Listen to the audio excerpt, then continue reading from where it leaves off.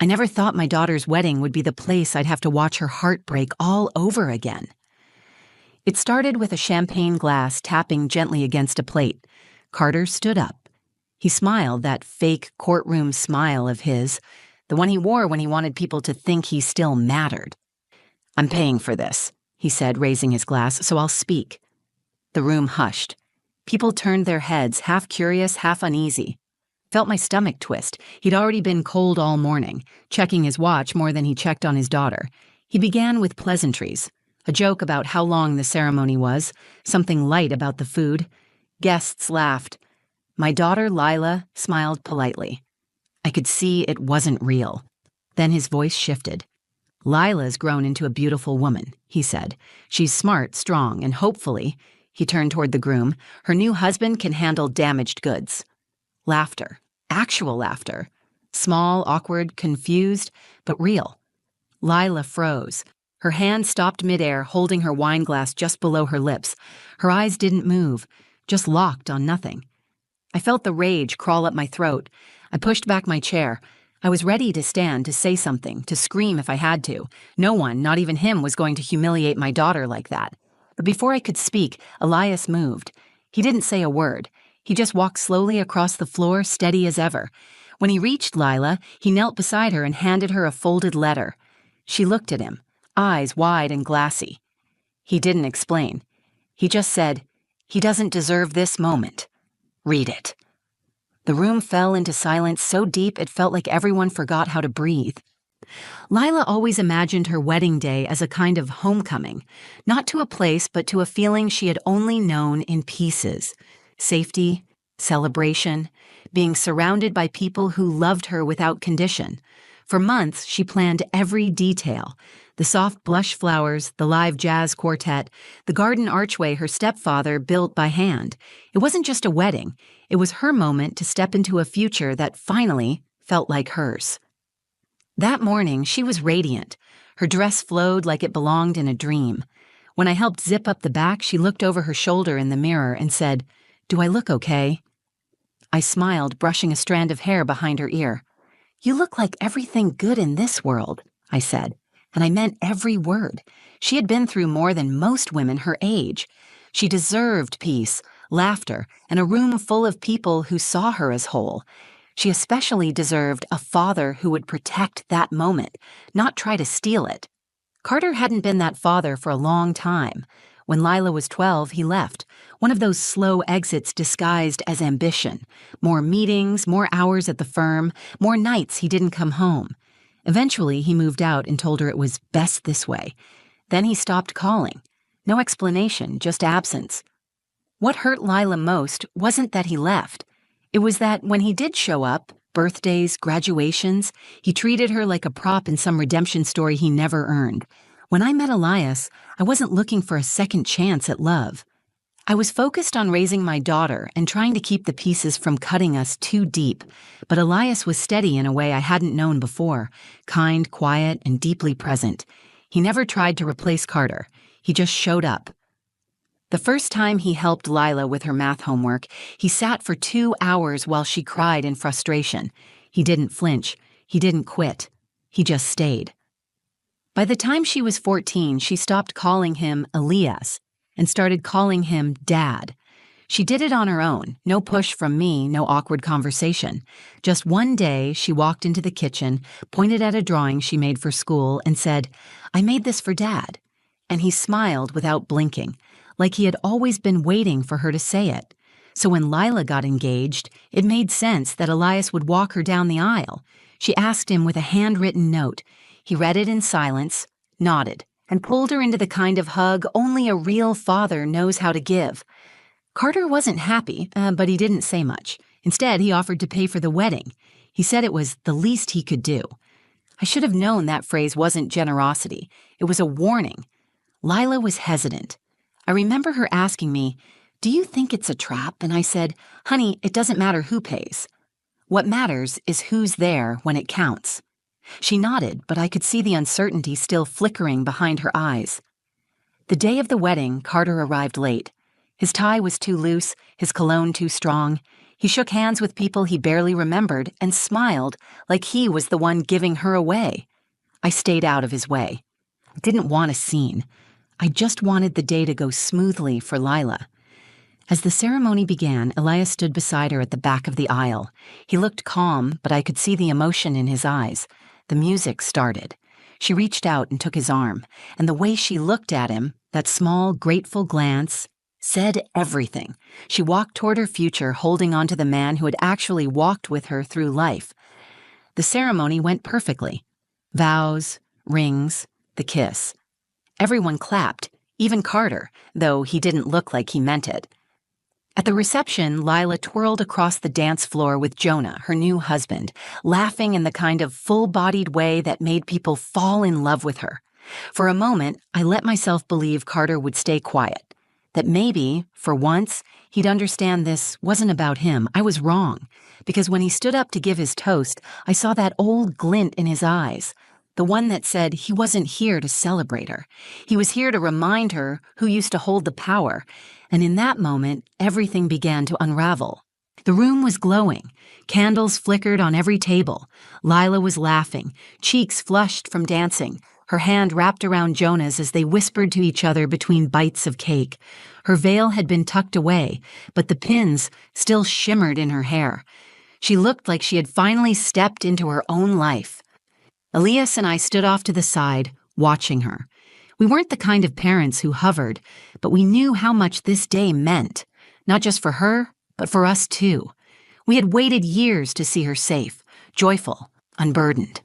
I leaned into Elias and said, "We did it." He just smiled, one of those small smiles that said everything without a word. Then we heard it, the sound of a champagne flute tapping against the side of a plate. It was sharp, too sharp, the kind of sound that slices through 100 conversations at once.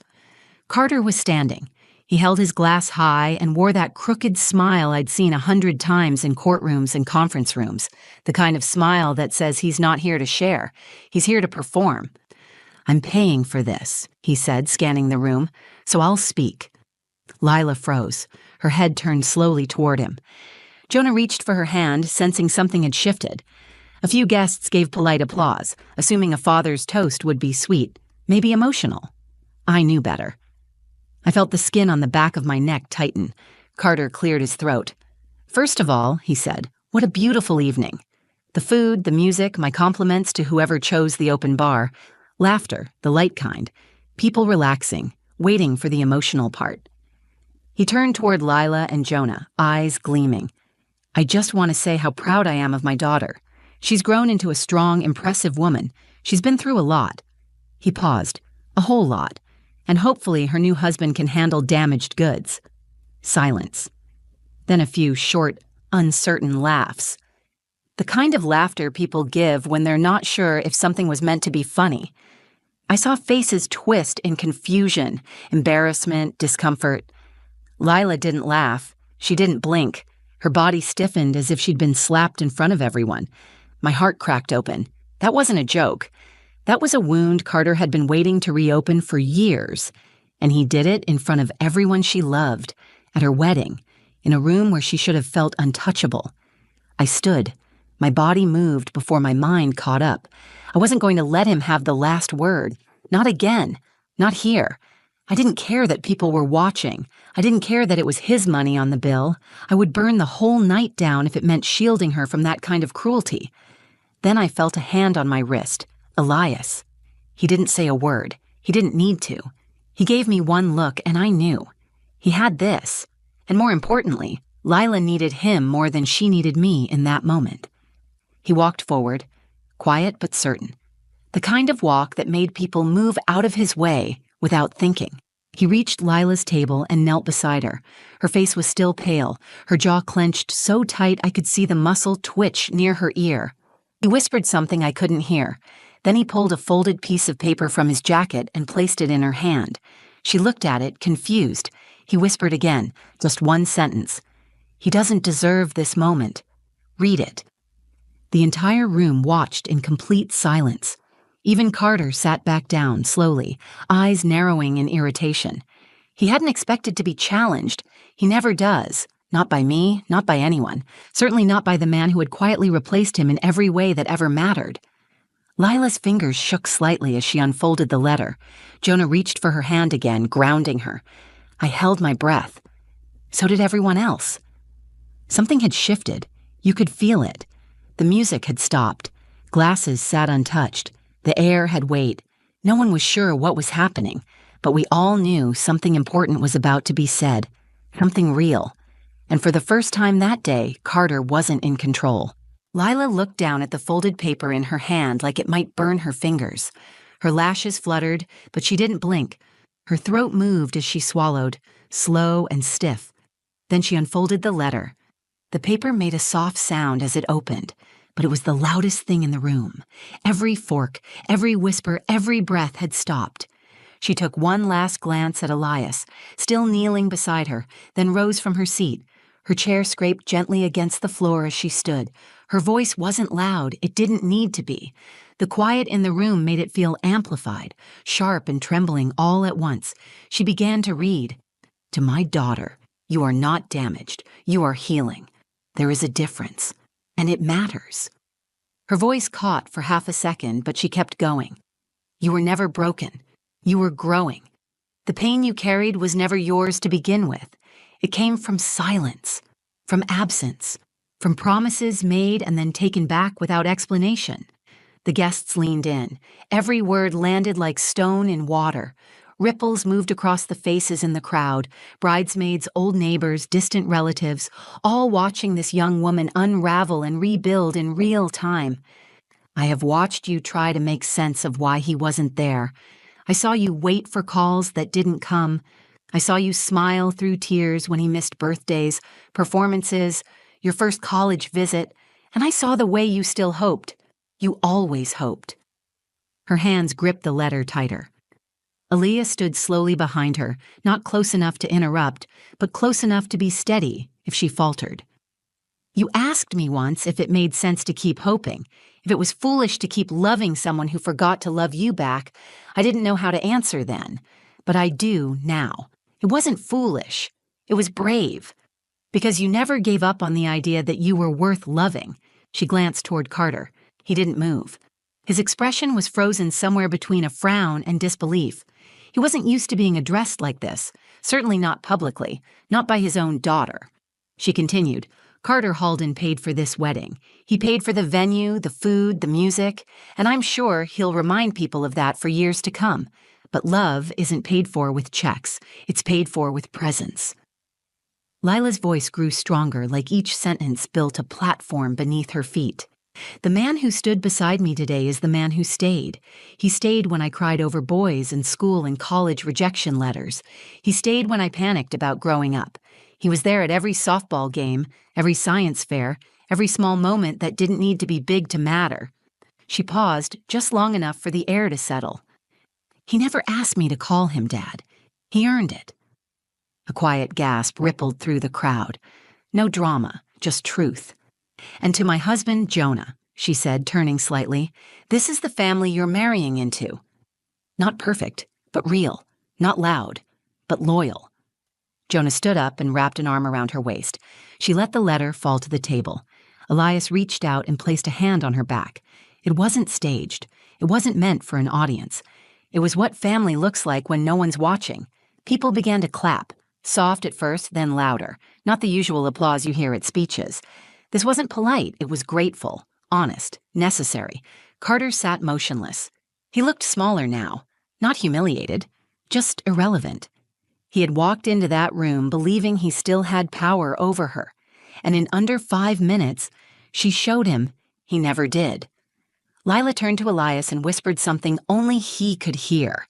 He smiled, eyes wet but proud. He didn't need credit. He never had. I looked around the room and saw what I had prayed for since Lila was a girl. No shame, no doubt, no ache that she couldn't name. Just light. Finally unfiltered. She had spoken, and now she was free. She was. When Lila finished reading the letter, she stood perfectly still. Her hands trembled slightly, but her voice never cracked. She didn't look to the crowd for approval. She didn't glance at Carter again. She didn't need to. The letter had done what years of silence never could. It gave voice to the ache she carried, and it made something undeniably clear to every single person in that room. Carter Halden was no longer the father in her story. The applause grew, not wild or chaotic. It was thoughtful, deliberate, rising like a wave. I saw faces soften, tears wiped away discreetly. A few people who had laughed during Carter's toast now looked at the floor. Some exchanged quiet glances, uncomfortable with what they had just been part of. The atmosphere had changed. This wasn't a party anymore. It was something deeper. Jonah leaned in and kissed Lila on the forehead. She smiled, but her eyes didn't leave Elias. She stepped toward him, arms open. He met her halfway. Their embrace was slow and full. Elias pulled her into his chest and held her with both arms wrapped tightly around her. He didn't speak. He just pressed his hand gently against the back of her head, like he used to when she was little and scared. Her body sank into his, like she had finally found where she belonged. The applause softened and faded into silence. Carter stood. Whether it was instinct or ego, I'll never know. He adjusted his jacket and cleared his throat like he was about to explain something. The kind of self-important gesture I'd seen too many times in courtrooms and company parties. But this time, no one looked at him.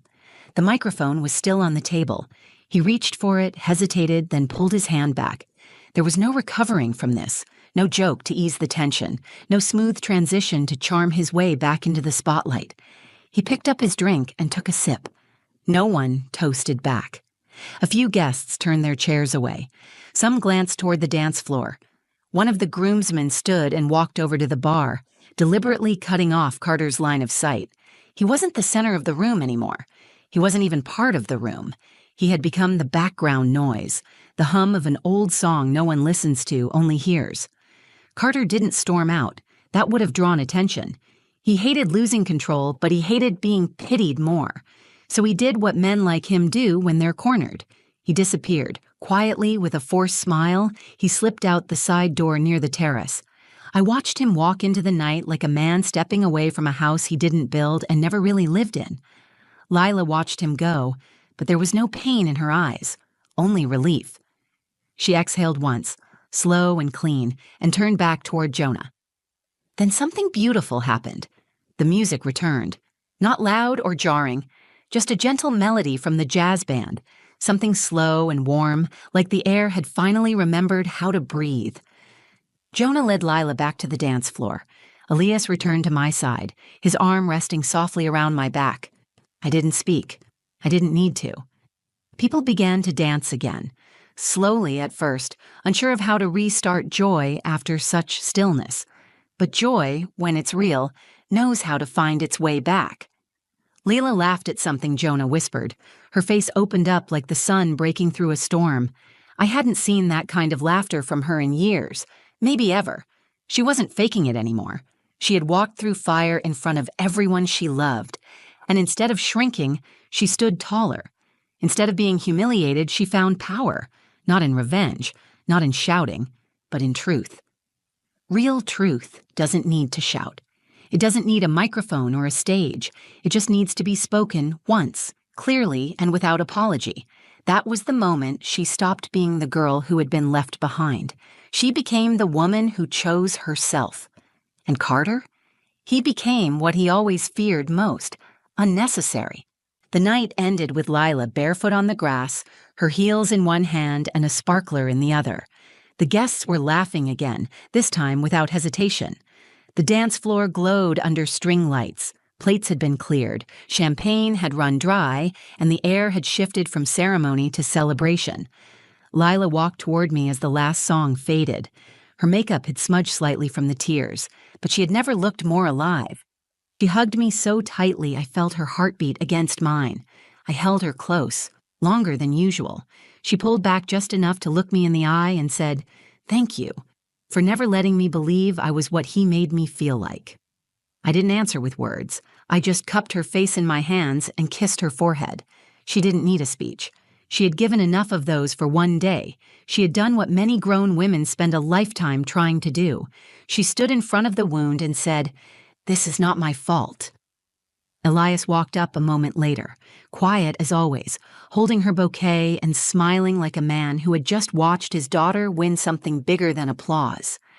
She reached for him without hesitation and leaned into his chest like she had 100 times before. He rested his chin on the top of her head. I watched them and felt something tighten in my throat.